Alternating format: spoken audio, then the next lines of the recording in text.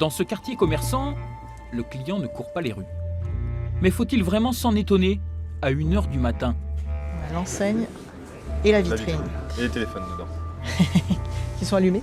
Ouais, il y en a allumés. Ah, et punaise, et l'écran aussi.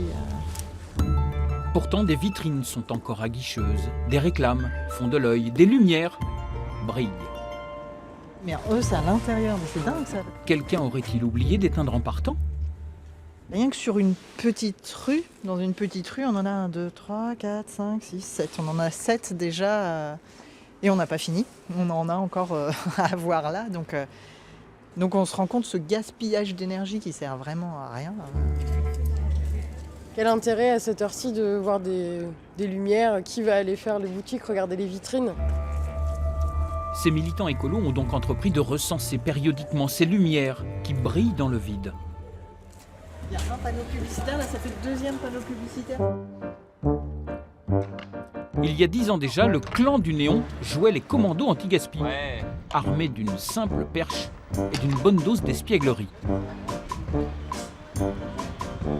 Donc là on a marqué il est 21h55. Votre éclairage extérieur a-t-il vraiment besoin d'être allumé? Nous pensons que non. Alors là, le gaspillage d'énergie. Depuis, une réglementation est entrée en vigueur. Les magasins doivent obligatoirement s'éteindre à 1h du matin. Les vitrines éclairent plus que l'éclairage public. C'est là où on se dit qu'il y a peut-être un souci. Déjà, ils savent pas que c'est interdit. Donc déjà. Et après, ils vont pas regarder dans leur compte que ça leur fait un budget à la fin de l'année. En un demi-siècle, la lumière a inondé le cœur de nos villes. Les centres commerciaux en éclairent les périphéries. Et avec l'étalement urbain, les campagnes sont aussi peu à peu sorties de l'obscurité. Le réverbère est gage de modernité. Le lampadaire rassure. Un halo permanent repousse les frontières de la nuit. Les premiers à s'en émouvoir ont été les astronomes. Ces lumières artificielles masquent la voûte céleste.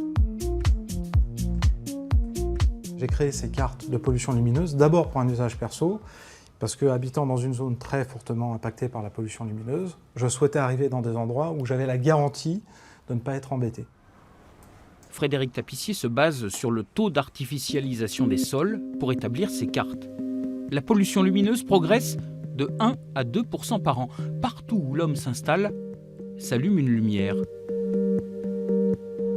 En France, nous avons quelques zones qui sont relativement épargnées. Nous avons le plaisir d'avoir la Normandie. Le Perche, le Pays d'Auge, le Cotentin sont donc relativement épargnés. Pourtant, vu du ciel, ils forment comme une constellation. L'obscurité est bien en voie de disparition. J'ai un ami qui avait coutume de dire que la pollution lumineuse, c'est le cancer de la nuit. Et en fait, c'est vrai. C'est de la lumière qui se propage par points et qui métastase complètement un territoire et est en train de faire disparaître complètement la nuit. Il n'y a plus de nuit noire en Europe. Plus du tout. En un demi-siècle, la lumière artificielle a donc fait reculer la nuit sans qu'il nous soit encore vraiment possible de bien en mesurer les conséquences. L'homme a besoin d'obscurité pour dormir et on sait qu'on sécrète certaines molécules dans l'obscurité. Quand on ne les sécrète pas, on dort moins bien. Donc on a aussi ce souci-là. Et là, quand on voit la lumière qui va chez les gens, on sait que c'est aussi un problème de santé publique, quoi.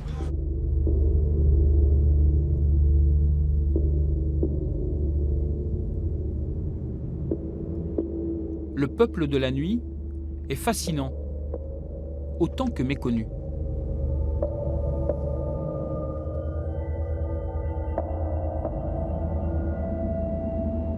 Toute la petite faune, de toute façon, on s'y intéresse quand même peu. Les papillons nocturnes, qui sait qu'il y en a 10 fois plus d'espèces que de papillons de jour. En 2018, le Centre d'initiation à l'environnement du Cotentin a donc consacré une série d'animations et de conférences à la vie dans le noir. Nous, on sort de moins en moins la nuit. En plus, on a de plus en plus peur, donc on veut mettre des lumières partout. Lors des sorties qu'on a organisées, il y avait beaucoup de familles avec des jeunes. C'était la première fois qu'ils marchaient sans lampe de poche, juste à la lumière des étoiles. Voilà, on a essayé de marcher sans lampe. Les études sont récentes, mais il est aujourd'hui avéré que la lumière artificielle perturbe la vie des oiseaux de nuit, des batraciens, des chauves-souris. C'est aussi un redoutable piège.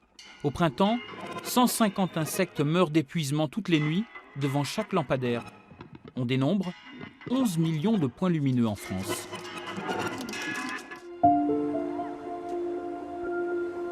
Quand la nuit tombe sur Périers, les lampadaires s'allument. Ils sont pilotés par 23 horloges astronomiques.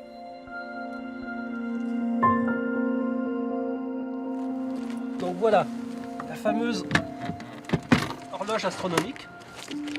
Voilà, c'est le système qui permet de réguler l'éclairage électrique dans la commune, l'éclairage public.